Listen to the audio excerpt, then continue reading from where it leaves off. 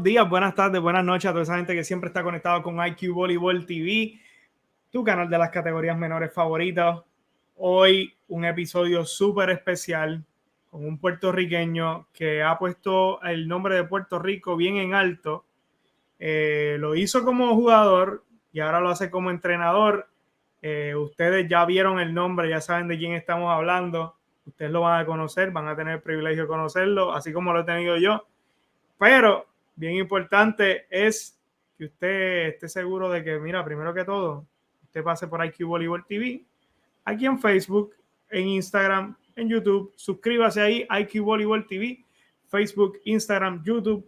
Esté suscrito y en la Neuronal Voleibol en Spotify también nos puede escuchar. Si usted quiere anunciarse en un episodio como este, anúnciate con nosotros en iqvoleiboltv@gmail.com. Escríbanos y nosotros hablamos sobre lo que hay. Hoy estamos engalanando esto. Yo creo que yo debo hasta cambiar esto. Espérate, déjame cambiar el background aquí. Espérate, vamos a engalanar esto así. De gala, de gala.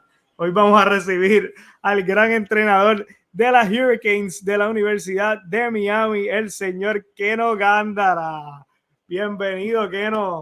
Gracias, Darío. Gracias, Darío. Gracias por tenerme y te felicito por todos tus logros y el programa que llevas. Gracias, gracias, gracias. Estamos aquí, puse de gala, pero lo voy a cambiar porque ahora sí, este es el que nos hace sentir más en casa. Keno, gracias por aceptar la invitación. Sé que tienes un horario bastante ajetreado con todas las responsabilidades que tiene un head coach en la División 1, pero para nosotros es un privilegio poder hablar contigo como puertorriqueño, conocer tu historia, cómo llegas hasta la Universidad de Miami, tus años ahora en Miami, y hablar un poquito sobre lo que viene por ahí para el programa, que sabemos que va a ser muy bueno lo que viene por ahí, que pinta prometedor. Así que, nada, gracias por aceptar la entrevista. Vamos a empezar aquí con las preguntas. Yo quiero saber rápido de dónde sale Keno, dónde nació, dónde se crió, cuál es la historia de Keno y cómo llega Keno al voleibol. Bueno, eso es un cuento largo, pero voy a tratar de acortarlo un poco. Lo más corto que se pueda. Sí, nací y me crié en San Juan, en el área de Ocean Park. Estudié en la Academia Santa Teresita, que desafortunadamente ya no existe, pero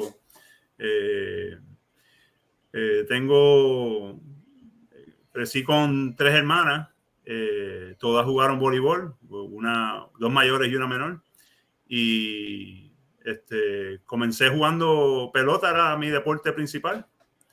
Y luego, obviamente, el voleibol en la Academia Santa Teresita era el deporte primordial. Y salió Gregory Berríos también, ¿verdad? Sí, Gregory es de los últimos mojicanos, como le decimos, pero muchos tremendos atletas y voleibolistas de selección, de superior, la lista es larga.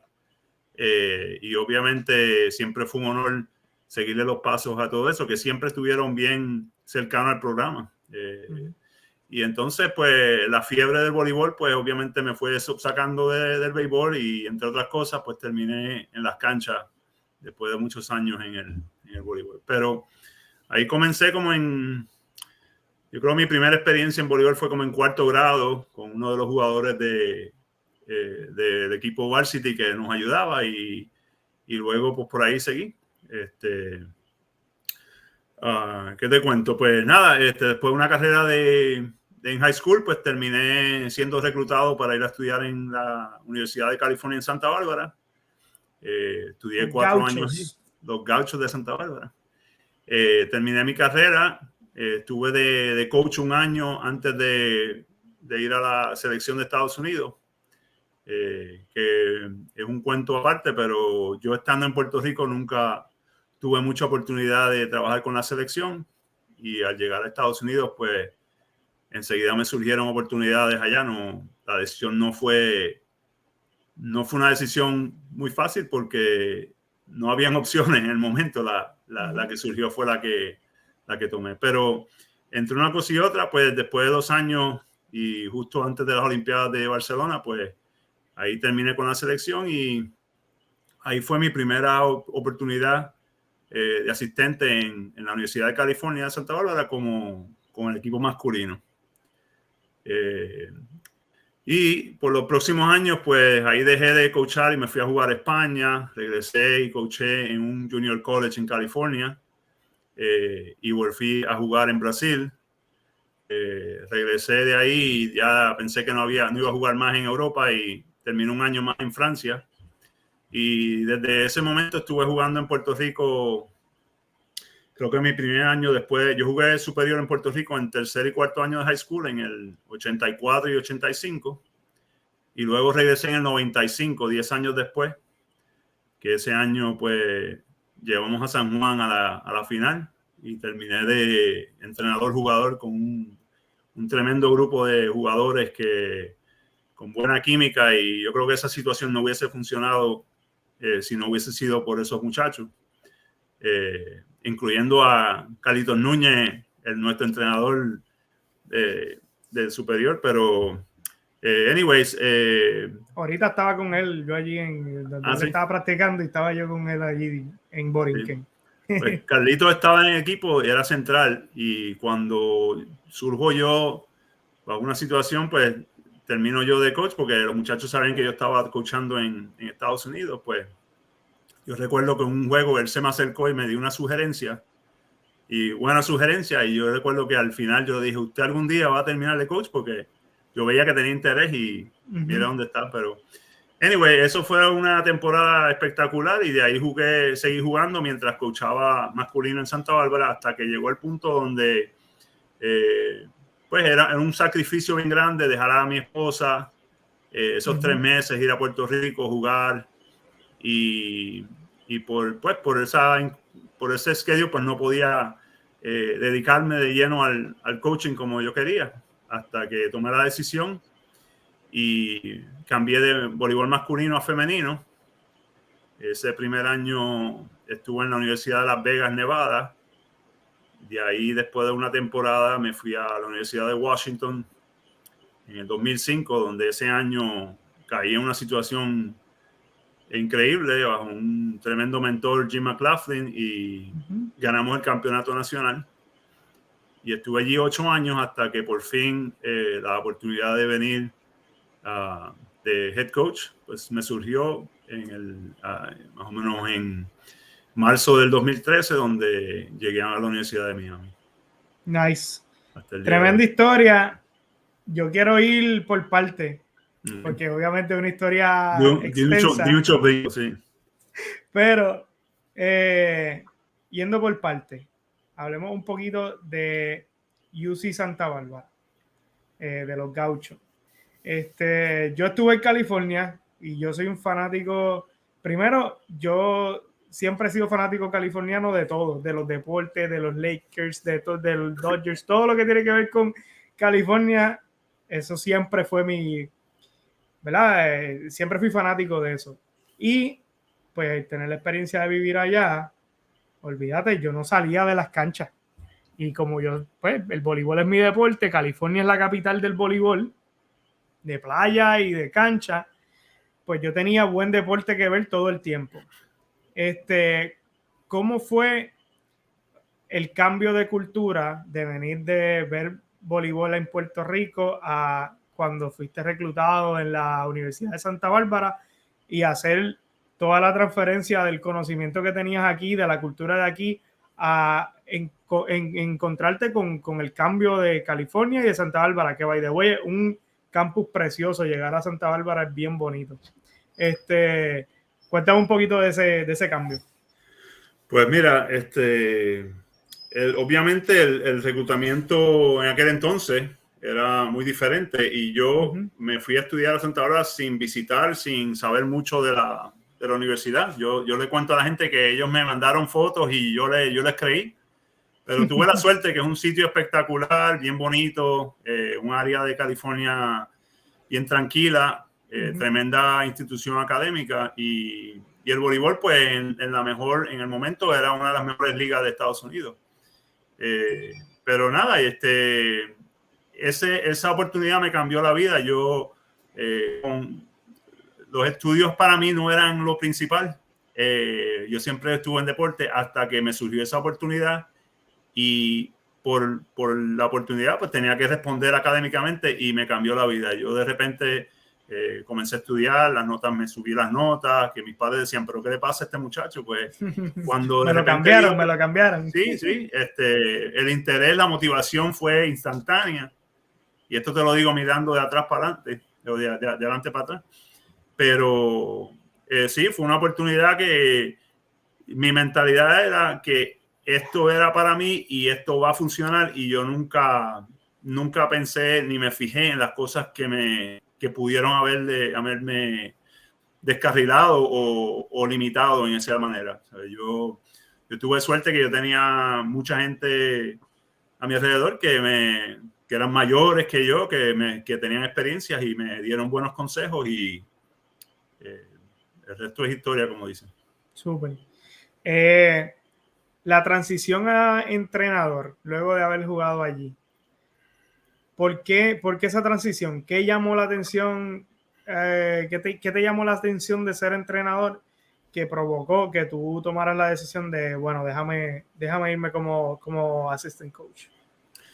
Pues mira, como te explico, el deporte para mí era una pasión que era todos los días, todo el momento yo estaba jugando algo, era pelota, voleibol, yo de las prácticas jugaba en una marquesina o en la playa o donde se pudiera jugar.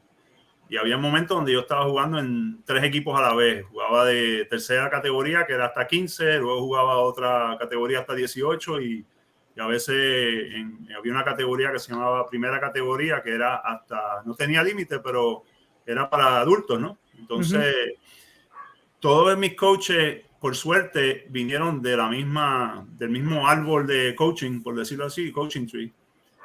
Y todos eran profesores de educación física que les gustaba coachar. Y eso es mucho, que los coaches son part-time. Y yo llego a Santa Bárbara y este señor Ken Preston es a lo que se dedica. Él está allí todo el día pendiente de nosotros. Y él era profesor también en el departamento, pero yo nunca veía a los coaches en esa posición, y sabía que en Puerto Rico no era común, pero siempre recuerdo el impacto que tuvieron estos señores en mi vida. Y desde ese momento yo sabía que eso era algo que me interesaba. Yo siempre estaba pendiente de cuando coachaban el pase o al acomodador. Yo siempre estaba pendiente de lo que hacían. Me gustaba, hasta cogí una clase en el momento donde había que planear, creo que era un mes de prácticas, había que hacer y me encantaba todo eso, pero mi pasión era jugar, así que no le presté mucha atención. Y luego se me presenta esta situación donde yo voy a un tryout del equipo nacional de Estados Unidos como central, y luego de una semana me dicen que no soy suficiente alto, que no hice el equipo. Entonces yo regreso a Santa Bárbara y tenía una clase que terminar. Ahí me ofrecen ser coach mi último año mientras terminaba los estudios, y soy como asistente, un grad assistant, por decirlo así. Y entonces ahí pues volví a la selección, volví de puesto y me volvieron a cortar y terminé haciendo el equipo de esquina. Pero el punto es que tuve esa oportunidad de trabajar con estos jóvenes mientras yo estaba todavía activo. Y entonces luego de terminar con la selección, regreso a Santa Bárbara y surge una oportunidad de coach. Y ahí trabajo 2 temporadas, incluyendo una donde coaché a Mauri Velasco, que estuvo allí en ese momento. El hijo lo conocemos también, que está por ahí ya. Jugador, sí. Ya por pues ahí. ese año había un equipo donde teníamos como 7 u 8 freshmen que buenos jugadores, pero no estaban de redshirt ese año. Así que yo tuve la oportunidad de jugar a head coach y yo los entrenaba mucho y me enfiebré con el coaching. Y entonces, desde ese momento, cuando me fui a jugar a España, fui también de entrenador-jugador. Luego regresé, trabajé en un junior college en el sur de California. Estaba también coachando un equipo de playa donde mi esposa jugaba. Y entonces me surge la oportunidad esto fue no te voy a tratar de dar las fechas, pero ese año yo estaba jugando en Puerto Rico y vamos a un NORCECA en Canadá. Esto es el 95, porque la Olimpiada del 96, obviamente en Atlanta, el próximo año. Entonces, en ese NORCECA, pues, perdemos con Cuba y Estados Unidos, pero le ganamos a Canadá. Y da la casualidad que Cuba había cualificado para las Olimpiadas en la Copa Mundial y Estados Unidos era el país sede. Y entonces el representante del NORCECA se iba a definir en un torneo en diciembre. Y básicamente entre la Canadá, México, Puerto Rico, Dominicana. Y teníamos un equipo muy bueno, teníamos mucha profundidad, jugadores jóvenes como Vitito, Piqui, jugadores, yo era de los más viejos, pero tenemos mucho talento. Y ahí yo recojo todo y me voy a Puerto Rico para entrenar, para cualificar para la Olimpiada. Y entre una cosa y otra, el programa no se presenta como yo esperaba y me surge la oportunidad de irme a Brasil a jugar. Y entonces, mientras en Brasil tenía un entrenador cubano y vivíamos en el mismo edificio y todas las noches comíamos juntos y yo le preguntaba de la práctica que habíamos hecho esa mañana o ese día, practicamos 2 veces al día. Pero él me explicaba la razón y estuvimos hablando de voleibol. Yo llevaba un diario con todas las prácticas con las notas. Anyway, como que tuve esa experiencia de no tenía el internet o uno como que tenía más tiempo para reflexionar en lo que había pasado. Pero me di cuenta que me gustaba y siempre tenía interés. Y entonces, obviamente, siempre estaba pendiente de todo.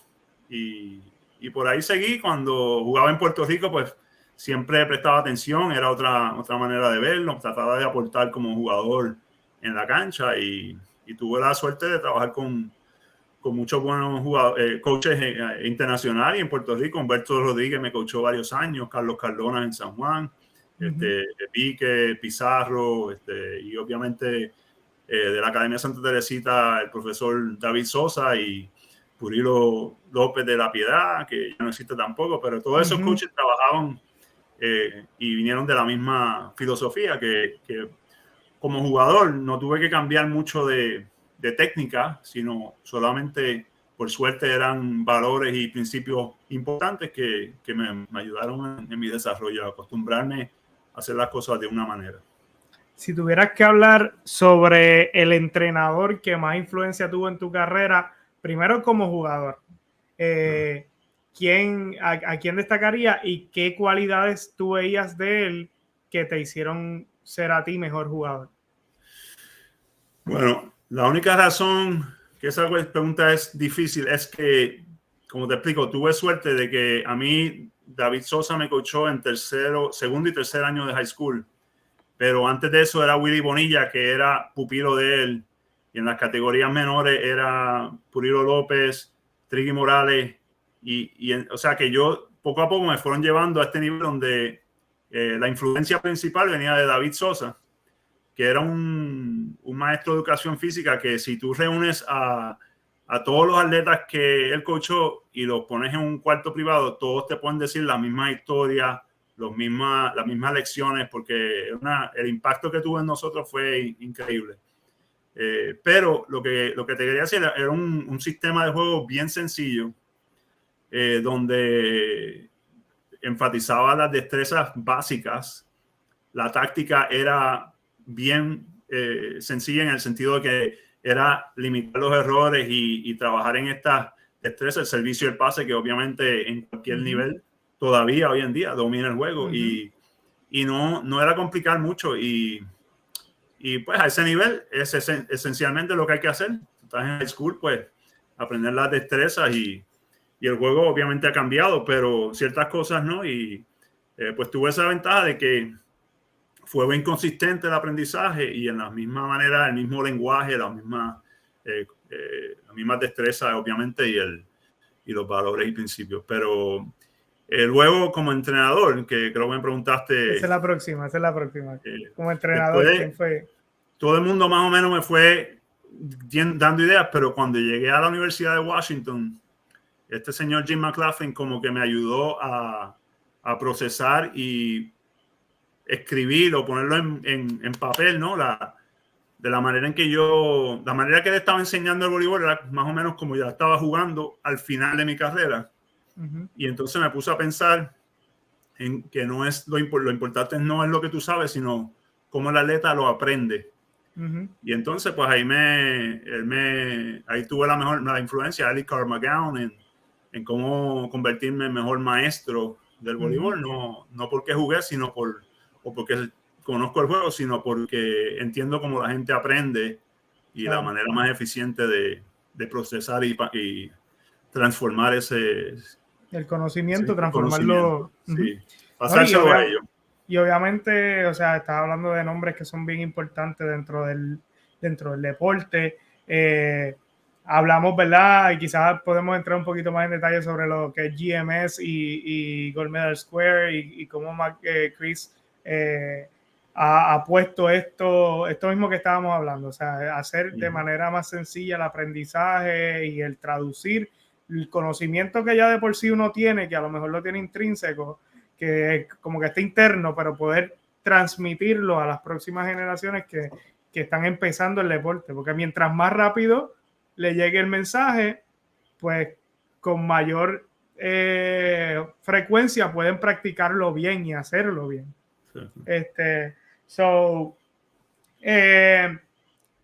Cuando haces la transición, primero, para hablar un poquito del coaching, cuando haces la transición que hiciste UC Santa Bárbara, luego fuiste a UNLV, de UNLV a Washington, esa oportunidad, ¿cómo se dio? ¿La estabas esperando o fue...?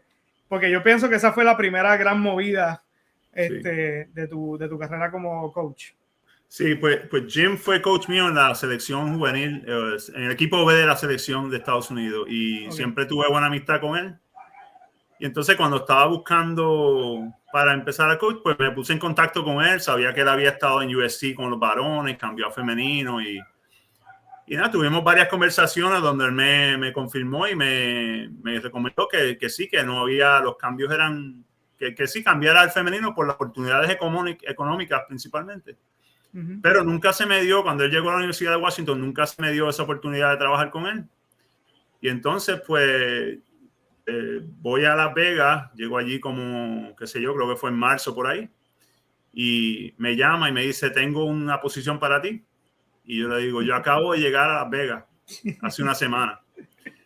Y antes. Sí, lo consideré y lo debatí porque obviamente la oportunidad era mejor.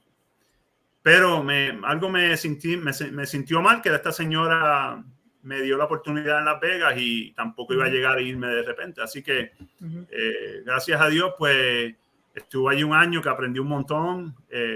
Me acoplé a varias cosas los ajustes que había que hacer. Y para mi suerte, pues el próximo año, a fin de julio o principio de agosto, surge la oportunidad de volver a la Universidad de Washington. Y esta vez, pues obviamente ya estaba más preparado y ahí empaqué el carro y me fui en carro desde Las Vegas hasta Seattle. A rayo. 12 horas por ahí. Fue como 21 horas. Pero paré, lo hice más tranquilo y me lo disfruté, así que paré a visitar a un amigo en Reno, Nevada, y luego en Oregón. En Oregón, sí. Cuando yo estuve en California, yo vivía en San Bernardino y estaba bastante cerca de Las Vegas, tú sabes, estaba, qué sé yo, 3 o 4 horas. Sí. Pero esos viajes para allá, para el norte, nunca los probé. Una vez que mi esposa, que va a ver este video, se antojó de ir al Sequoia National Park y guié el mismo día de ida y de regreso. Wow. No se lo recomiendo a nadie. No. Es un estado bien grande. Especialmente de norte a sur, sí. Sí. Entonces, esa oportunidad allá en Washington te abre las puertas primero para que ganes un campeonato nacional. Háblame un poquito sobre esa experiencia de estar en Washington. Ya en tu segundo año fue que ganaste el campeonato nacional, ¿no? Fue el primer año. Año. Llegando, tenían un equipo que había poco a poco llegado un poquito más lejos todos los años. Tenían varias seniors ese año, como 7 o 8 seniors. Y era un equipo que ya estaba entrenado, lo más impresionante es cómo entrenaban. Y era esa cosa, ese cliché que tú oyes que si uno entrena fuerte, pues los juegos aparentan más fácil. Y estas nenas estaban, el enfoque, el nivel de concentración era increíble. Y cómo se ayudaban las mayores a las jóvenes. Una cosa bien orgánica, bien tranquila, sin gritería, el leadership venía como por inclusion en vez de por exclusión. Sí, que ellas lo estaban haciendo natural y buscando integrar a la no otra jugadora. no por ejemplo, sino por incluir la gente a hacer las cosas bien. Y fue, te digo, como que para mí fue una experiencia de la manera que surgió, pues en vez de uno construir algo, pues yo llegué a un nivel donde ya estaba casi construido y por suerte, pues encontramos la manera en yo aportar mi experiencia y tener unos trabajos bien específicos. Y obviamente me pude adaptar por esta simplicidad y la cuestión del sistema. Y luego, pues, se nos graduaron 7 seniors y volver como que a renovar. Y el próximo año también fuimos al Final Four, que para mí fue un logro increíble porque perdimos muy buenas jugadoras. Y entonces volver al Final Four fue... Y entonces poco a poco, pues, me di cuenta de lo que en verdad ayudaba a llegar a ese nivel porque pudimos mantener ese programa por varios años. Yo tengo un par de preguntas, pero ¿qué rol jugó su señora esposa en todo esto? Porque también sabemos que ella jugó voleibol y era una figura muy importante en el voleibol. ¿Qué rol jugó su señora esposa en ese proceso de usted convertirse en head coach y en tomar esas decisiones sobre a dónde ir y ¿verdad? Y qué puestos tomar como entrenador? Pues un rol muy importante, no solo cuando ella era joven, ella era una persona muy determinada, ella jugó voleibol de playa por mucho tiempo, ella tenía su vida bien organizada. Yo era el inmaduro, el que todavía no sabía para dónde qué iba a terminar de hacer, pero ella siempre me apoyó en todo. Yo cuando jugaba en Europa, pues nosotros estuvimos de novio como 9 años, donde yo estaba viajando y pues ella me apoyaba en lo mío, yo en lo de ella y todavía seguimos en la batalla aquí, pero ella en ese momento, ella sabía lo que me apasionaba y siempre estuvo dispuesta a mudarnos porque en Santa Bárbara ella estaba comenzando su carrera en el fundraising, lo que hace hoy en día, y nos mudamos a Las Vegas por mí.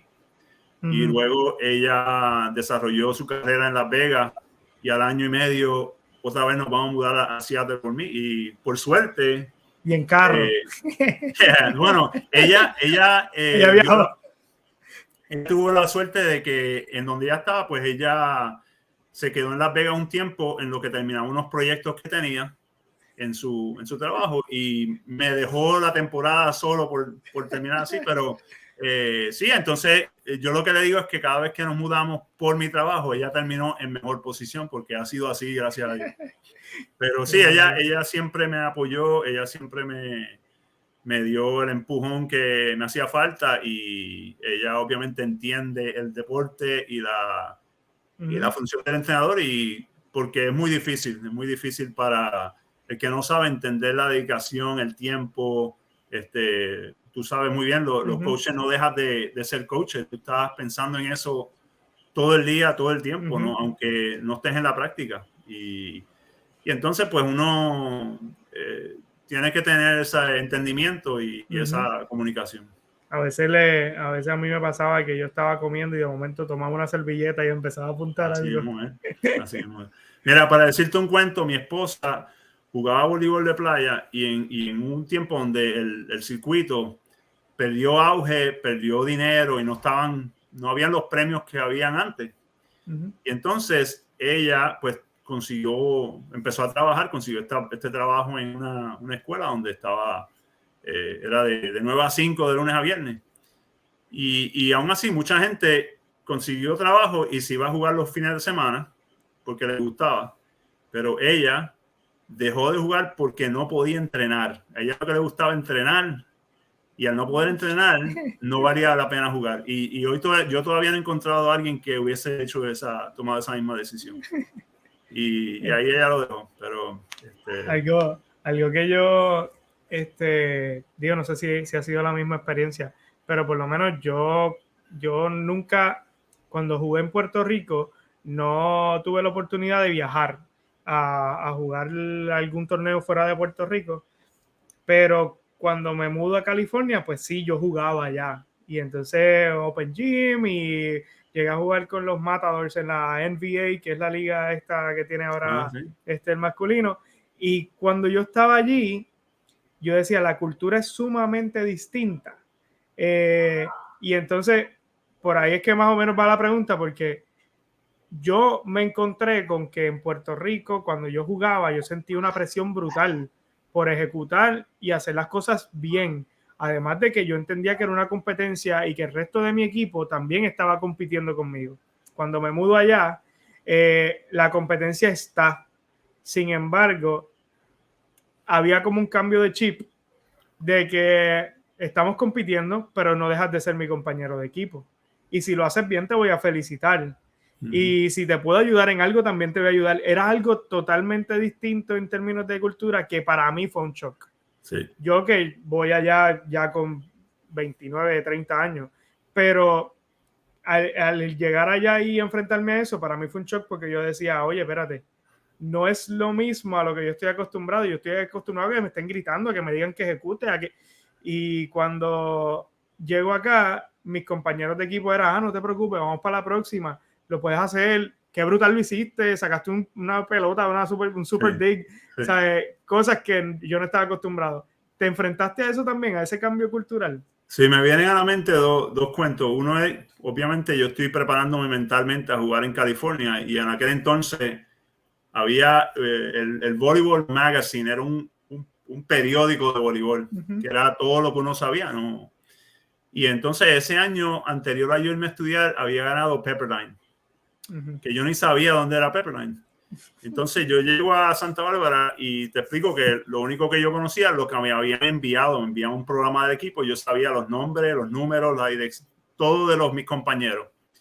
Y está este muchacho que era senior, y yo lo conozco y digo, wow, este es uno de los seniors, este es uno de los que sabe. Y el muchacho, que era tremenda persona, me dice, deja que tú veas a los de Pepperdine, son unos monstruos así, y deja que tú los veas, esos sí que son buenos. Y yo lo miro y digo, ¿dónde están los de Pepperdine?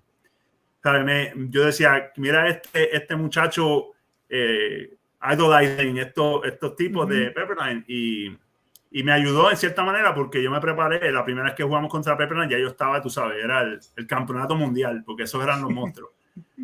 Pero lo otro es que me di cuenta que sí, que uno, el coach, por ejemplo, siempre le encontraba lo positivo a cualquier juego, derrota o victoria. Y yo venía de una escuela donde si tú perdías, obviamente no lo lograste, y si jugaste bien, solamente lo jugaste bien porque lo practicaste. Entonces la expectativa era esa: lo haces bien y ganas, y una de las otras. Pero no fue que me lo dijeron, era la fiebre y la intensidad de nosotros jugando. Y te digo, jugando con gente mayor que tú a una edad, a los 15 años, impactó mi vida, porque yo estaba jugando con gente que jugaba superior, ¿entiendes? Y no eran los de mi edad que yo dominaba o podía coger guille. Ahí yo cogía guille de 10 a 12, y de 3 a 6 me estaban gritando y, tú sabes, cogiendo golpes. Cogía aquí ya al principio y después cogía golpes. Entonces, pues, esa filosofía de que, bueno, pues lo que hicimos para mejorar este servicio, pues hay que hacerlo en las otras áreas. Y como que introdujo este concepto de lo podemos arreglar si nos enfocamos en ello, tú sabes. Y eventualmente, obviamente, terminé allí coachando con ese señor muchos años. Súper. Preguntas rápidas, así que te voy a hacer antes de hablar de UM. Un jugador o jugadora que usted entrenó y que le influenció a usted como entrenador. Pues yo creo que sería Sanja Tomasovic en la Universidad de Washington, que solamente la entrené un año. Pero ese año es Sanja, que jugó en Puerto Rico unos años con Bayamón. Después terminó aquí conmigo en UM. Esa muchacha, el IQ de voleibol era increíble a ese nivel, era senior, y entonces la movieron de esquina a opuesto. Y el coach me dice, bueno, tú te encargas de ella, porque tenemos que enseñarle a bloquear por allá, a atacar por allá, y era todos los días video y trabajando con ella, pero... entonces yo estaba aprendiendo el sistema. Y ella obviamente sabía de mi pedigrí y decía, vamos a ver qué no sabe, vamos a ver. Y ella me hacía unas preguntas del sistema que yo no estaba preparado a contestar. Pero me retó en el sentido de yo tengo que aprenderme esto bien para poder ayudarla. Y aprendí mucho a coachar porque en vez de decirle, lo que me provocó fue preguntarle. Y dejarle saber que yo no sabía, pero lo podíamos solucionar juntos. Y entonces, pues, como que eso nos bajó lo que no sabíamos, lo podíamos descifrar. Y así nos ayudó a trabajar porque había mucho trabajo y la frustración cuando uno está aprendiendo es grande, pero con esa mentalidad, bueno, we gotta go figure it out, tú sabes. Después del juego tenemos que ver esto, a verlo cómo lo arreglamos. No era, ¿qué tengo que hacer? Dime tú lo viste. Era, lo vamos a hacer.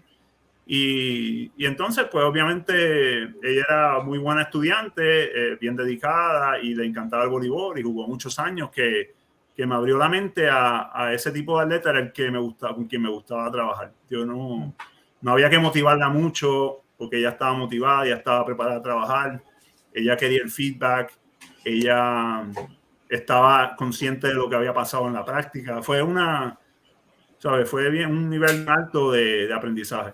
Súper, súper. Y ahora, mirando un poquito la pregunta a un compañero de equipo. ¿Cuál es el compañero de equipo que más usted recuerda? Que le influenció así. Bueno, en la universidad era mi acomodador John Wallace, que fue coach mucho tiempo en la Universidad de Santa Clara.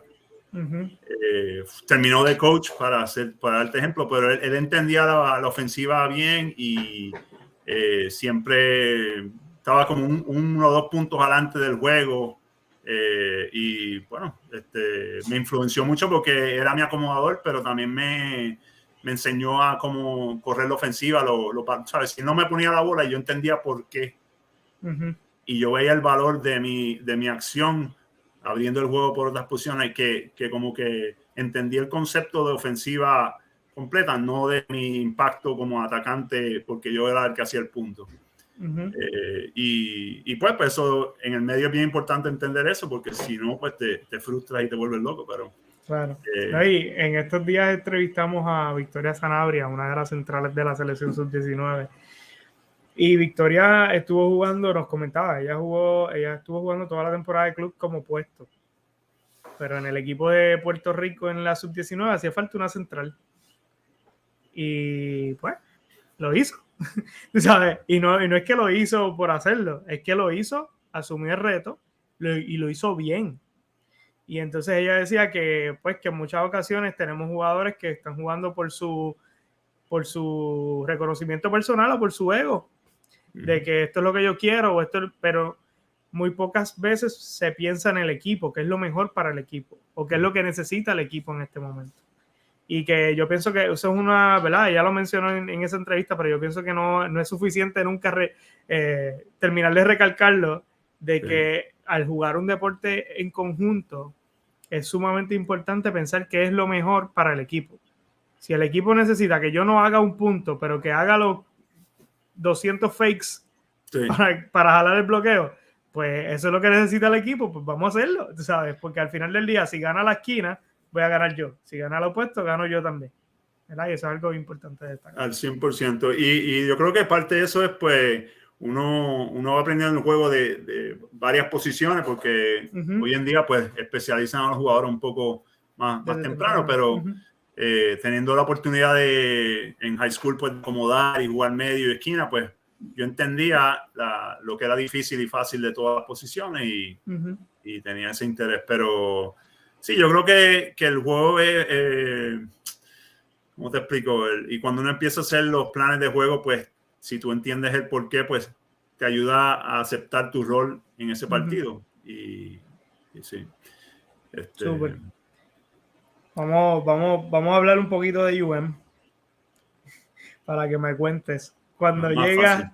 cómo llega a UM, y sobre todo, qué te llamó la atención del programa y te obliga a mudarte del West Coast al East Coast. Cuéntame un poquito de esa transición. Bueno, pues después de 8 años en Washington,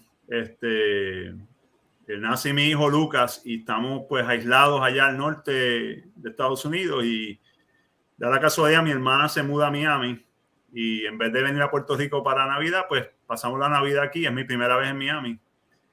Y pues entre una cosa y otra, mi esposo y yo siempre como que valoramos dónde vivimos, el trabajo es importante, pero la calidad de vida siempre era importante y ella, estando aquí, ella pues me dice, mira, esto sería una buena ciudad para nosotros porque nos gustó.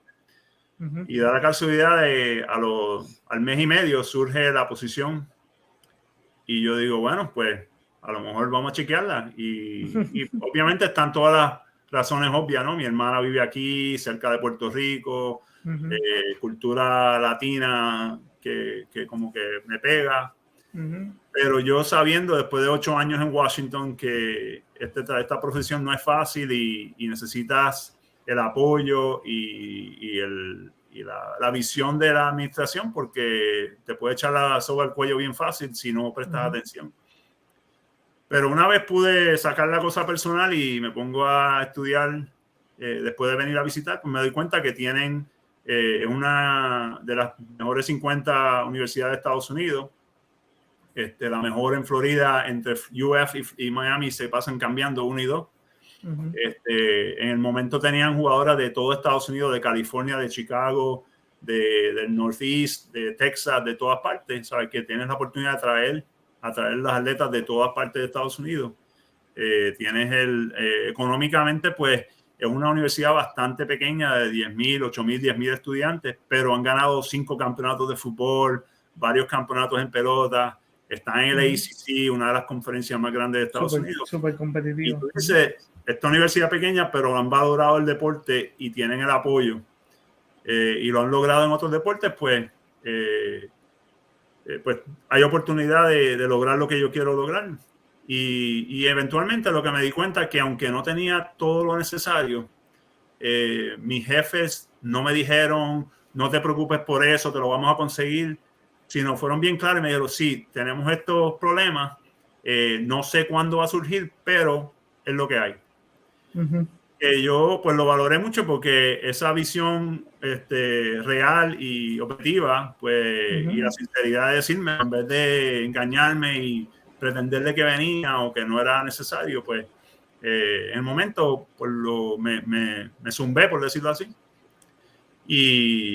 Y pues he tenido suerte en traer coaches y atletas que me han ayudado a desarrollar lo que tenemos hoy. Súper.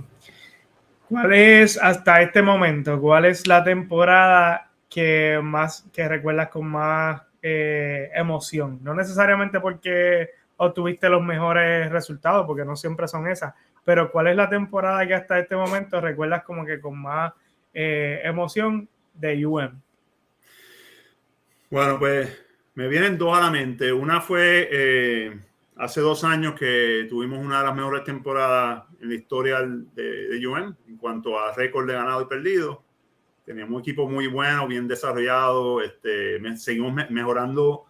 Pudimos mejorar a lo largo de la temporada, que yo creo que como coach siempre es la meta principal, es que lograr mucho más al final que al principio. Y obviamente, pues, estuvimos entre los primeros 16 de la nación y en el torneo, pues, perdimos la segunda ronda.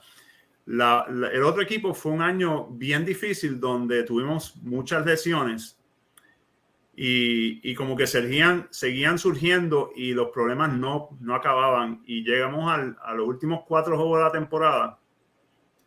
Teníamos dos opuestos jugando medio porque las medios se habían lastimado. Saliendo para un viaje, una de las medios no está disponible porque se lastimó, creo que fue un tobillo. Y yo me la acerco a mi acomodadora porque estamos tratando otras opciones y yo le digo, oye, te iba a preguntar, y ella me dice, si necesitas que yo juegue medio, yo juego medio. Y yo digo, bueno, eso es lo que te iba a surgir, a lo mejor conviene que tú bloquees medio y acomodes de medio. Y me dice, no hay problema.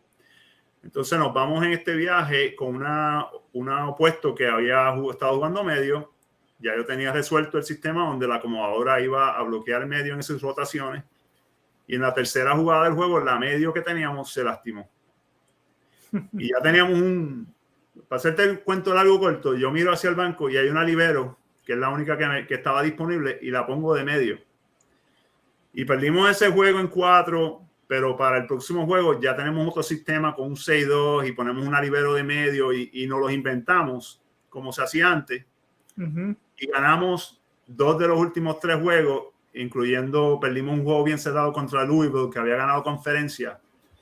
Y el hecho de tener esas jugadoras que bajo las circunstancias le pedimos tanto y jugando fuera de posición, haciendo cosas que no habían hecho, y ninguna de ellas se quejó, tuvo problemas con el asunto, y teníamos, creo que eran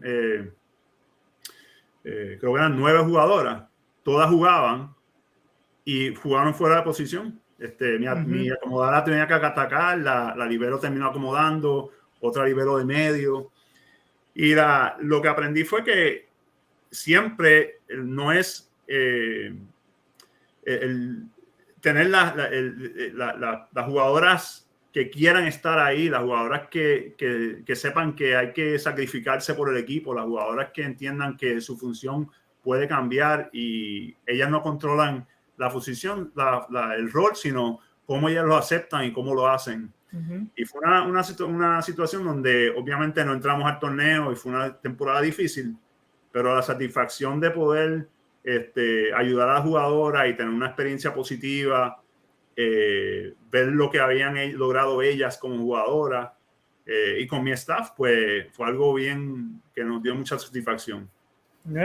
El mindset de la jugadora de estar listas para poder hacer cualquier cosa, o sea, lo que se pidiera, lo iban a hacer. Eso, ¿verdad? Habla mucho del programa, habla mucho del coaching staff, obviamente del programa, primero, de lo que reclutó el programa, porque ya eso de por sí hay un chip interno que debe tener el jugador. Además de cómo el programa se preocupó tanto por esos jugadores que los jugadores están dispuestos a hacer lo que tengan que hacer por defender los colores. Una anécdota que yo fui en parte de mi entrevistas internado, yo fui a Texas A&M. Y en Texas A&M ellos tienen en el estadio, en el Kyle Field, tienen una sección que se llama Home of the 11th Player, algo así. Y es una leyenda de ellos, no sé cuán real fue, pero fue una leyenda de que ellos tenían un partido bien importante de fútbol y se lastima el jugador número 11. Y entonces se quedan sin un jugador y no podían jugar. Y uno de los miembros de la banda de la universidad entra a jugar para defender a los colores de Texas A&M, y terminan llevándose una victoria con solamente 11 jugadores, o sea, 10 jugadores y un miembro de la banda. Y entonces el student section de ellos se llama así, of the 11th Player, porque ellos todos van vestidos igual que el equipo, por si en algún momento hiciera falta que ellos entraran a jugar. Es parte como que una leyenda, pero me pareció súper llamativo, porque como tú lo mencionabas, o sea, estaba todo el mundo ready para defender la institución, no importa en qué posición tuvieran que jugar o en qué situación tuvieran que entrar. Y eso pues habla súper bien del programa. Bueno, gracias, pero si yo supiera la razón, pues obviamente me haría millonario, pero sí, es una cuestión que uno nosotros siempre hablamos de que van a surgir problemas, van a haber situaciones que no son ideales y el ser humano yo creo que tiene la tendencia a observar y analizar y comparar con lo que estamos acostumbrados. Y al fin y al cabo lo que hay que decidir es cómo lo vamos a manejar. No te puedes lamentar de que no es ideal o que el problema que causó o que mala suerte. Al fin y al cabo no te mueves hacia adelante hasta que lo resuelves. Y luego obviamente analizarlo y evitar que surja otra vez. Pero eso es lo único que nosotros hablamos y esta muchacha... Y lo mejor fue que habían varias en esa posición. No fue que hubo una que nos salvó, sino todas esas jugadoras. Como que, y te digo, fueron lesiones. No fue que habían jugadoras que se quitaron. La muchacha que se lastimó en ese juego, que se fue la rodilla por segunda vez, increíble la mala suerte que tuvo. Esa muchacha estuvo todo el weekend en muletas y no pidió ayuda y no dejaba que la ayudaran. Ella no fue una distracción, no pedía, no quería que la atendieran. Eso fue importante porque ella estaba con la trainer y nadie se preocupó por ella. No era la pobre muchacha que se lastimó 2 veces, mírala, después que se recupera tiene que volver. Esa fue la realidad, pero en el momento esa muchacha dijo, no, yo estoy bien, metan mano allá. Y como que todo así, los coaches, fue una situación bien que uno no se puede preparar, pero cuando uno tiene ciertas cosas en su sitio, pues te ayuda a manejarla. Ahora, hablando sobre UM y la parte del reclutamiento, sabemos que UM este año tiene a 2 jugadoras que ya firmaron con la universidad. No sé cuánto se puede hablar sobre esto, pero tú me dices. Grace López, Ariana Rodríguez, 2 jugadoras, 2 caribeñas. La cara de la selección sub-19 de República Dominicana, la cara de la selección sub-19 de Puerto Rico. Una clase de reclutamiento brutal. Quiero, háblame lo que pueda de este reclutamiento. No, pues la regla dice que una vez ellas firman, pues tengo la libertad de hablar en público de ellas. Obviamente estamos muy, muy contentos con esas 2 jugadoras. No te puedo explicar. Ambas fueron líderes anotadoras de la Copa Panamericana. Las 2 terminaron con la misma puntuación, a pesar de que se lo dieron a Ariana. Las 2 terminaron con la misma puntuación, cantidad de puntos generados. Creo que fueron 107. Si te digo el cuento completo, no me lo crees, pero esas muchachas se gradúan ahora en este mes. Si no se han graduado ya. Creo que Grace se gradúa hoy. Sí. Y yo, en el momento, las jugadoras que necesitaba son para la temporada del 2024. ¿no? Con el COVID, le extienden la categoría, la carrera, a todas estas jugadoras y cambia el panorama de recruiting. Y entonces, nosotros, pues, obviamente, buscábamos jugadoras para el 2023 y ahora son para el 24 porque no tenemos la beca. Y pues entablamos conversación con esta muchacha y da la casualidad, pues obviamente entre una cosa y otra, nosotros no tenemos la beca, está el Mundial Sub-19, hay unos compromisos y yo les explico de la realidad de obviamente todo jugador quiere terminar high school e irse a jugar, pero es una transición bien difícil cuando tú llegas a la universidad en agosto 8 y el 25 ya tienes tu primer juego. Y esa transición es similar en el sentido de que las jugadoras llegan bien ilusionadas con la oportunidad y han esperado tanto tiempo y les dan los uniformes y se mudan a su apartamento y de repente empiezan a practicar y ¿qué pasa? Ahora están jugando con jugadoras que son 3, 4, 5 años mayores por primera vez en su vida, lo que hablamos ahorita. Y yo las entiendo mejor o el coach las entiende mejor y las empiezan a coachar. Y muchas de estas jugadoras, como son las estrellas de sus clubes, muchas veces no les presentan estas deficiencias que tienen. Y de repente empiezan a dudar, wow, espérate, ¿qué pasa aquí? Ya no sé jugar, que este coach. y es bien difícil hasta que se acostumbran a eso, a esa parte del voleibol y empiezan clases y es el mismo ajuste. Y entonces empieza, obviamente ya al principio la novedad pasa y están homesick o echan de menos esto y es una transición bien difícil. Y yo veo la oportunidad de que estas muchachas pues entren en enero y tienen un semestre para manejar todo eso y ya para agosto del 2024, cuando de verdad necesito estas jugadoras, pues están, ya son veteranas, tú sabes. Y ese es el plan. Y que para muchos es importante que sepan que freshmen jugando y en División 1, eso es bien menos de 1%, tú sabes. Sí. Eso es menos de 1%. Lo que usualmente sucede son lo que le llaman upperclassmen, que son los de tercer y cuarto año o ya de cuarto y quinto año, que son los que están por terminar, que son los que más experiencia tienen, los que mejor están físicamente, los que ya conocen el sistema de juego. Esos son los que dominan el tiempo de juego. Sí. Obviamente no significa que si tú eres freshman no vas a estar en el equipo o no hay oportunidades, pero que la realidad de competir en un programa en División 1 en especial, cuando estamos hablando de la ACC, estar dentro de la rotación es bien complicado. Y en este caso, esas dos jugadoras, Ariana y Grace, obviamente vienen con mucha experiencia, un nivel de voleibol bien alto, IQ físico y mentalmente. Y en este caso en particular, pues yo creo que ambas, por decirlo así, tienen la habilidad de competir y si no de jugar.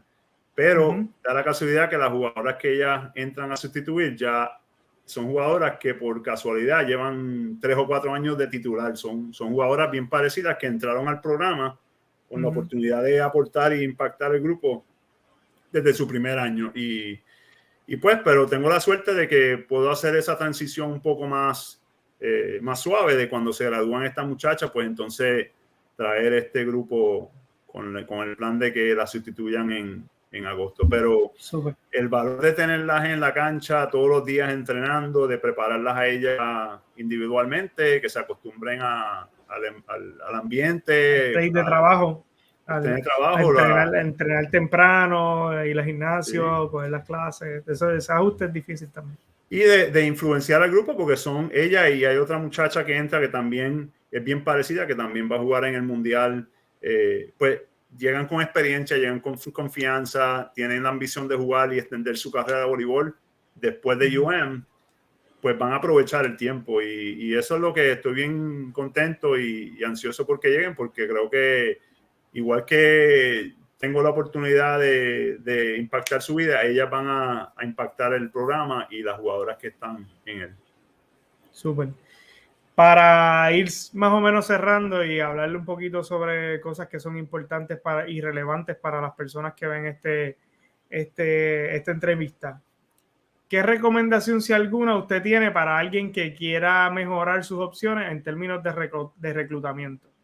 ¿Qué usted le diría en qué debe enfocarse? Bueno, buena pregunta. Yo lo veo de que esto es una gran oportunidad para el atleta.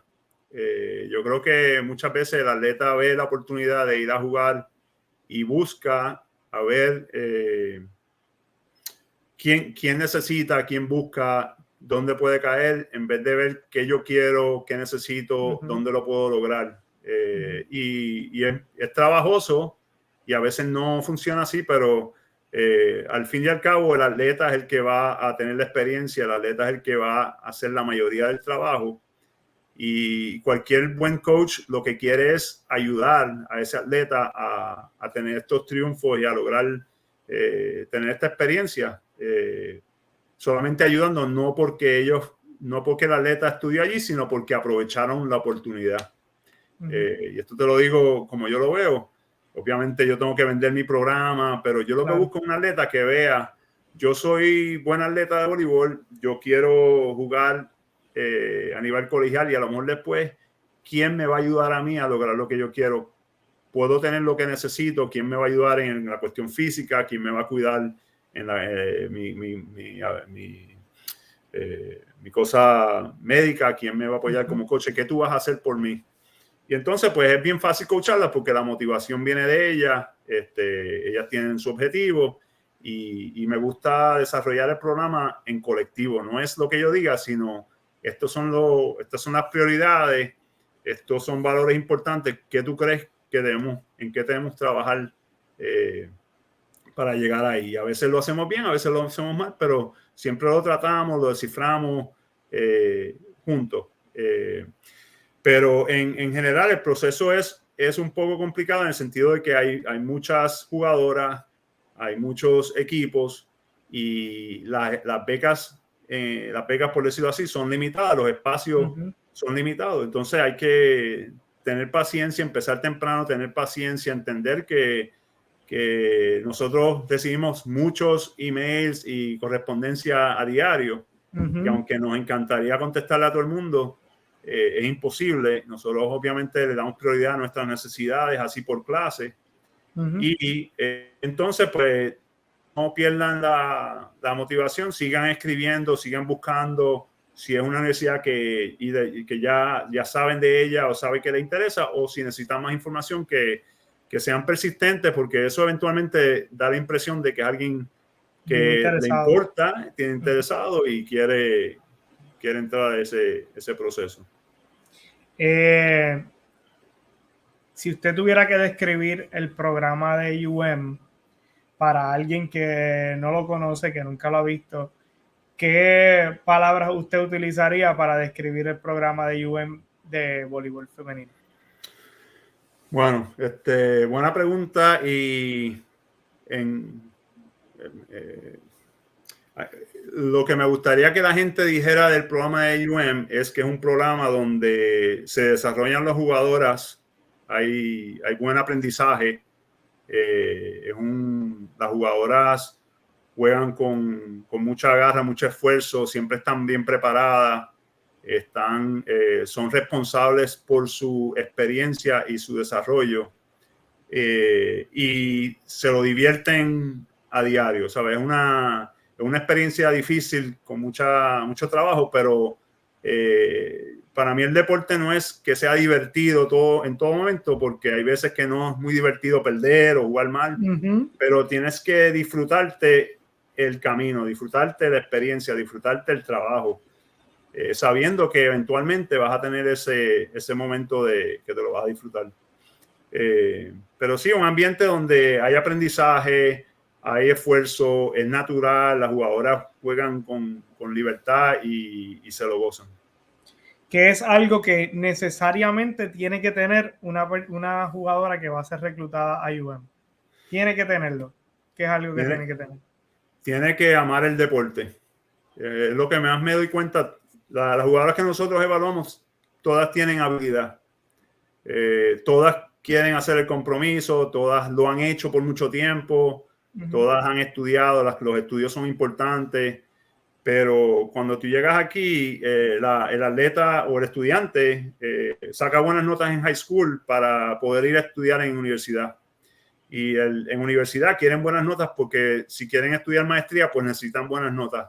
Y hay veces que el atleta juega en high school o en club para llegar a la universidad y de repente, si no tienen ese próximo paso, a lo mejor no aprovechan el tiempo, la experiencia como la aprovecharían si saben que hay la oportunidad. Entonces me gusta, no es que todo el mundo quiera jugar o tenga la oportunidad de jugar profesional, pero yo creo que en la vida es bueno darse la oportunidad de tener opciones.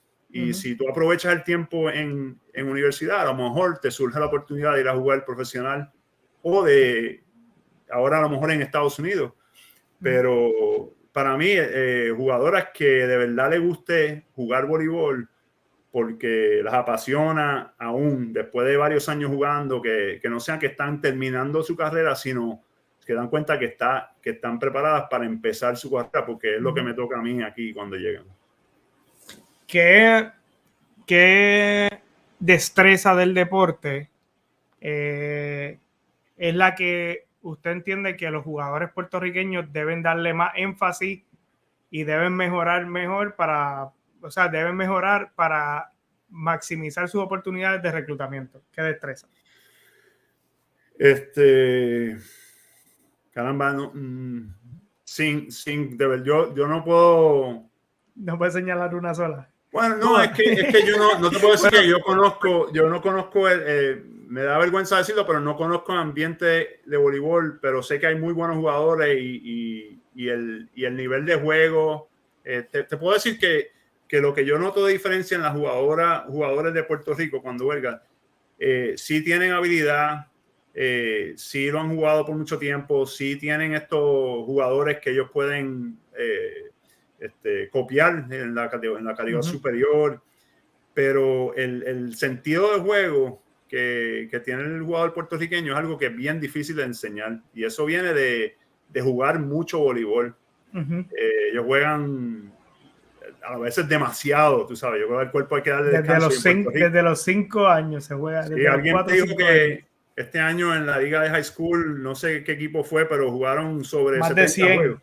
Más Sí, de 100. ¿sabes? Eso es mucho voleibol y uno va aprendiendo jugando. Y entonces, pues, esa destreza es difícil de enseñar. Ahora,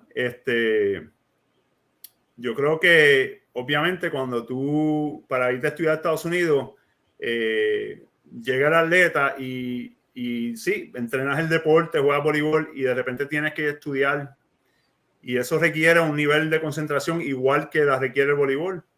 Entonces sales de la práctica y sales de las clases y ahora tienes que irte a vivir tu vida, primera vez en tu vida que vives sola, no tienes a tus padres, y es igual de difícil. Hoy en día yo creo que es difícil uno estar enfocado todo el día, pero igual tienes que tener cuidado porque puedes terminar en la situación, una situación difícil. Y entonces requiere una concentración en todas las áreas de tu vida donde para que salga bien tienes que estar bien alerta. Y aprovechar el tiempo, pero no puedo, eso es una bien general, no es de los puertorriqueños, porque no te puedo decir que los puertorriqueños están limitados por eso o no, pero yo tengo aquí a Yaidalis Rosado, y es una jugadora que llegó, como te explico, ella, el sentido de juego de voleibol de Yai, de la manera que ella entrena, como ella valoriza el voleibol. De una familia deportiva, de que sus Sí, hermanas también. exacto. Y es una jugadora que ella aprendió mucho de sus hermanas, de sus experiencias, de las dificultades que tuvieron, el apoyo de los padres. Ella vive el voleibol y me encanta coachar a ella porque ella, aunque se destaca en los estudios y es una persona que yo confío mucho y creo que es un buen modelo para representante del programa, cuando ella entra a la cancha es su pasión. Y él, como yo les digo, yo puedo ayudarte en tu vida, en los estudios y qué sé yo, pero donde yo más influencio tu experiencia aquí va a ser en la cancha de voleibol. Y para mí eso es lo más importante entre nosotros. Pero no es que sea lo más importante en la vida, pero mientras estamos en la cancha lo puede ser porque no puedes hacer más nada mientras estás aquí. Pero sí, eso es lo que yo diría que es lo más importante. Para terminar, quiero darte la oportunidad de que le hables a la juventud de Puerto Rico, que le hables a los fanáticos del voleibol de Puerto Rico. Open Mic, ¿qué mensaje tiene Keno Gándara para los jóvenes en Puerto Rico? Caramba, pues mira, yo puedo decir que la gente habla de soñar y se puede lograr, pero siempre hay que tener un plan de trabajo, buscar a gente que te pueda ayudar y considerar los factores que te pueden afectar y limitar, porque mucha gente sabe lo que quiere, pero no sabe lo que conlleva. Y esas vicisitudes, esos challenges van a surgir, pero si tienes la gente adecuada a tu alrededor, si tienes el enfoque y las herramientas, yo digo que si tienes un problema y estás consciente de él es porque tienes la habilidad y el equipo para resolverlo, que no le saques el cuerpo, sino es una posición donde estás en el momento que puedes aprovechar para salir adelante. Y nada, eso que siempre se habla de tener sueños y lograrlos, pero hay que considerar el plan de trabajo, la compañía que tienes en el momento y un plan que pueda manejar lo que venga. Y si miras hacia atrás, lo has hecho varias veces en tu vida y es lo que viene y va a seguir sucediendo porque es parte de la vida. Pero el voleibol a mí me me abrió las puertas, me cambió la vida. La pasión que yo tenía en el voleibol en high school a lo mejor nunca fue más alta, pero me ha dado la oportunidad de seguir buscándola. Mis compañeros de equipo, eso es otra cosa que uno siempre busca amistades en la vida, gente que se parezca o tengas alguna conexión, pero los compañeros de equipo es alguien que tus coaches escogen, y al fin y al cabo son gente que tienes para el resto de tu vida. Aunque no las escogiste, no tienes la opción, son parte de tu vida, y mirar hacia atrás y reconocer esos compañeros de equipo que el deporte te brinda, pues hay que aprovecharlo en el momento.